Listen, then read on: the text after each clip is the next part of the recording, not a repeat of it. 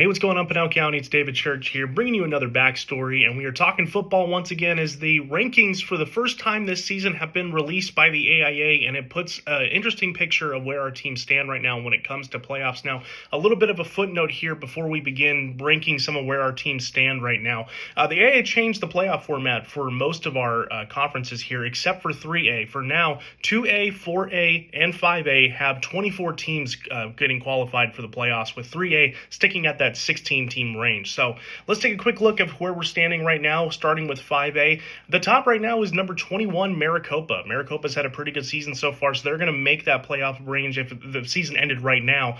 They have a tough challenge ahead of them this week, going up against number 20, Sunnyside. And then on the outside looking in, we have number 31, Casa Grande Union, who are facing Sierra Vista Buena tonight. So Casa Grande has some ground to make up. They have a few games left on the schedule. We'll see if they can get up there. That's going to be it for 5A. We'll move on to 4A, where Pinal County has had probably the best team come out of 4A, and it's Combs. The Combs Coyotes have been really solid this year. They're sitting at number 12 right now, and they are looking pretty solid to make that playoff range. And then also Desert Sunrise is in the mix too at number 23, so they're just making that cusp there. So we'll see if they can hold on and stick to a playoff spot in 4A. On to 3A, where the playoff format is not changed. It is still being at 16. We see Florence just making the cut there at number 14. They are very close to keeping that playoff spot, but there's also some other teams in the hunt, like number 19 Coolidge, who is fresh off of a winless season. They have come back and turned that program around completely. They've done a really solid job. And then there's number 21 ALA Ironwood. They are still in the hunt, looking for a potential playoff spot. It'll be a tough task, but they could still do it potentially.